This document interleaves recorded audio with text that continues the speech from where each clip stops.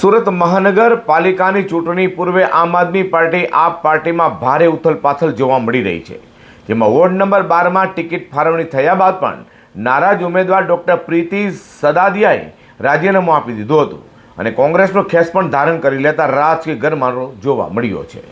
આમ આદમી પાર્ટીએ સુરત મહાનગરપાલિકાની ચૂંટણી માટે અત્યાર સુધીમાં જારી કરેલા 98 ઉમેદવારોમાંથી કેટલાક વિવાદિત નામ હોવાથી પાર્ટી માટે કમર કસનારા કાર્યકર્તાઓમાં અંદરખાને ભારે નારાજગી વ્યાપી ગઈ છે।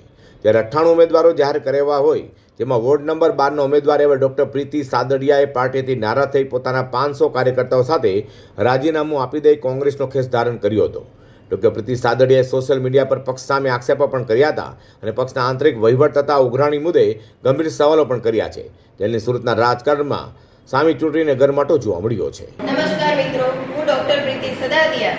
હું લગભગ રાજકારણમાં છેલ્લા 6-7 વર્ષથી આમ આદમી પાર્ટી સાથે જોડાયેલી હતી અને 2021માં સુરત મહાનગરપાલિકાની ચૂંટણી દ્વારા ઉમેદવારી કરી હતી। ત્યારથી લઈને અત્યાર સુધી આમ આદમી પાર્ટીમાં તન મન ધનથી મેં લોકોની સેવા કરી છે અને ડૉક્ટરી સેવા પણ આપી છે।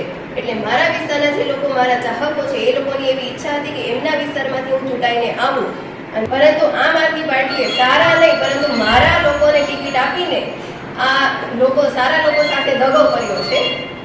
આ જ રોજથી કોંગ્રેસ પાર્ટી રાહુલ ગાંધીના વિચારોથી હું પ્રભાવિત થઈને જે વિચારો સમાનતાના માનવ સેવાના વિચારો છે એનાથી પ્રભાવિત થઈને હું કોંગ્રેસ પાર્ટી સાથે જોડાઈ રહી છું। ત્યારે જોવું રહે કે મતદાન સુધીમાં સુરતમાં ભાજપ, કોંગ્રેસ અને આમ આદમી પાર્ટીમાં રાજકીય માહોલ કેવી રીતે ગરમાતો રહેશે।